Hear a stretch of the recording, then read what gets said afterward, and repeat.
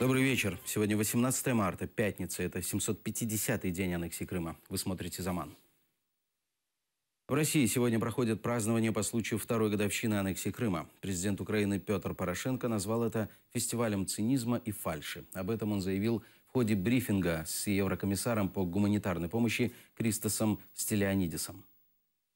Я хотів би нагадати, що сьогодні є також друга річниця російської анексії Криму і пов'язаному з нею фестивалю цинізму і фальші на російських площах і на російському телебаченні. Це є яскрава демонстрація свідомого ігнорування Російською Федерацією норм міжнародного права і неготовність повернутися до цивілізованих норм поведінки в міжнародних відносинах. Ми також вдячні за політику невизнання анексії Криму і поділяємо ту глибоку стурбованість, про яку заявив Європейський Союз у зв'язку з брутальними порушеннями прав людини, зокрема кримських татар, і подальшою мілітаризацією Кримського півострова. Сегодня президент России Владимир Путин посетил оккупированный Крым. Министерство иностранных дел Украины выразило решительный протест в связи с очередным несогласованным с Украиной визитом президента России и других российских чиновников на временно оккупированную территорию Крыма, сообщили в пресс-службе ведомства. Крым – неотъемлемая часть Украины. Об этом заявила постоянный представитель США при ООН Саманта Пауэр на круглом столе, посвященном второй годовщине принятия резолюции Генеральной Ассамблеи ООН относительно территориальной целостности Украины. Также аннексию Крыма осудили постоянные представители при ООН Франции, Германии, Польши, Европейского Союза, Азербайджана, Грузии и Молдовы. Украину представляют лидер крымско-татарского народа Мустафа Джемилев и заместитель министра иностранных дел Сергей Кислица. Сегодня уполномоченный президента Украины по делам крымско-татарского народа выступил на встрече Совета безопасности ООН. Подробности в следующем выпуске «Заман». Все усилия мы будем говорить о том, что должны быть направлены на то, чтобы освободить оккупацию, сохранить территориальную целостность Украины. И в этом плане, коль скоро мы не говорим о военном решении вопроса, то это усиление санкций. Мы будем говорить об усилении санкций, специальных санкций в связи с запрещением деятельности Меджлиса крымско-татарского народа. Депутаты Европарламента обратились с предложением направить в Крым наблюдателей на суды по запрету Меджлиса. Главный редактор интернет-издания «Украинская правда» Севгиль Мусаева-Боровик обнародовала полный текст письма евродепутатов к Федерике Могерини, Верховному комиссару ЕС по внешней политике и безопасности. В обращении они поддержали мнение Международной Федерации по правам человека и других правозащитников. При условии признания Меджлиса экстремистской организацией это может привести к преследованию крымских татар, которые участвуют в его работе, а также сторонников Меджлиса. Письмо подписал 31 депутат Европарламента.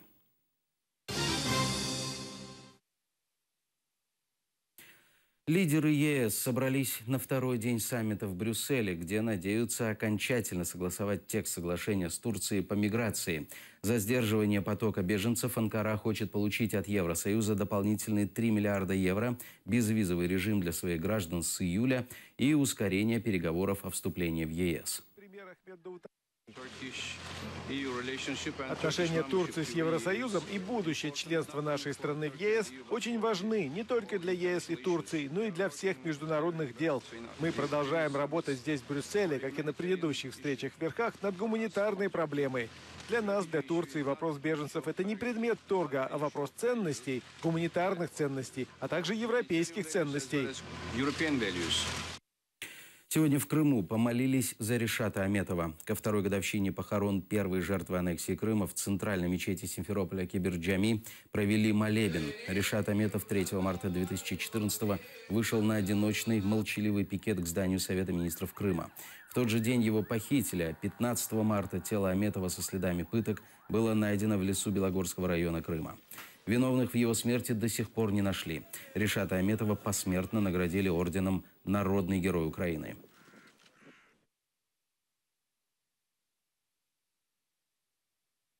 Из-за взрыва в квартире в Крыму погиб человек. Ночью в Аграрном, в пригороде Симферополя, произошел взрыв, уничтоживший квартиру на первом этаже пятиэтажного дома. Погиб хозяин квартиры, ранены несколько прохожих. По информации полиции, взрыв произошел из-за конфликта. Двое мужчин поссорились во время употребления алкогольных напитков. Один из них перед уходом специально открыл на кухне газ. Сразу после взрыва часть жильцов дома была эвакуирована. Сейчас 60 квартир многоэтажки полностью отключены от газоснабжения.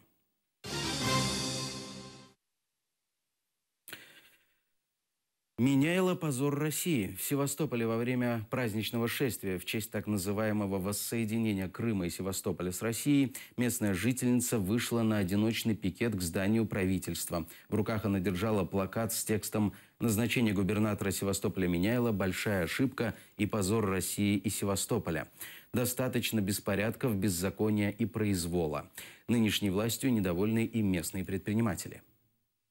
Существует и масса проблем. Например, количество чиновников, которые очень сильно возросло, и, соответственно, и давление на бизнес, которое выросло в связи с их количеством.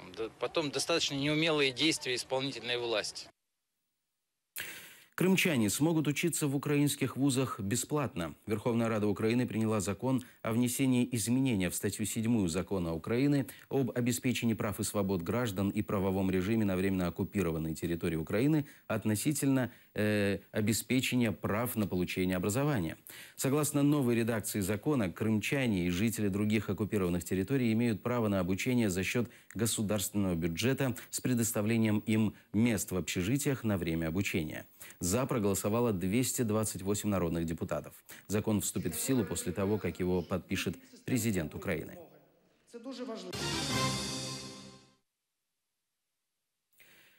Экс-главу Винницкой областной полиции подозревают в госизмене. Против севастопольца Антона Шевцова возбудили уголовное дело. Об этом сообщила пресс-секретарь службы безопасности Украины Елена Гитлянская. Вчера СБУ задержала Шевцова, который пытался бежать в Россию через Беларусь. Гитлянская объяснила, что экс-чиновника проверяют на причастность к сепаратизму. В конце февраля пользователи соцсетей распространили видео, где он участвовал в параде Победы 9 мая 2014 года в аннексированном Севастополі.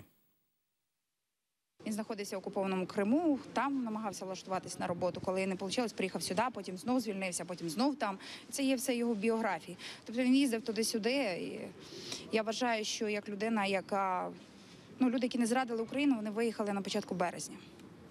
А ви ж знаєте, його сім'я досі знаходиться в окупованому Криму. Тому про яку безпеку області можна говорити, якщо в людини вся сім'я практично є заручна. Я вважаю, що такі люди не можуть відповідати за безпеку області, і вони мають допуск до державної таємниці. Те, що він намагався втекти, це ще раз свідчить, що йому, напевно, є що приховувати. У нього було виявлено авіаквиток на рейс з Мінська до Москви. Наразі нашими слідчими проводяться відповідні процесуальні дії. І зареєстровано кримінальне провадження за статтею 111 «Державна зрада».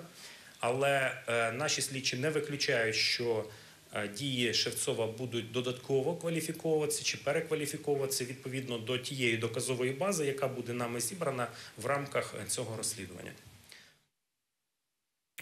Крымчан призывают посидеть час без света. Завтра мировое сообщество проведет экологическую акцию «Час земли», к которой присоединятся и жители Крыма. Это самая массовая экологическая акция на планете. В ней принимают участие более 2 миллиардов человек по всему миру, более 170 стран и около 7 тысяч городов.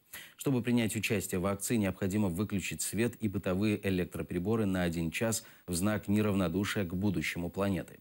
В этот час погаснет подсветка самых известных зданий и памятников мира.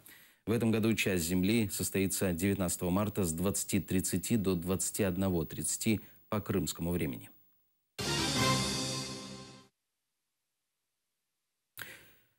В Италии прощаются с кебабом. Сразу за Вероной и Флоренция запрещает кебаб-кафе.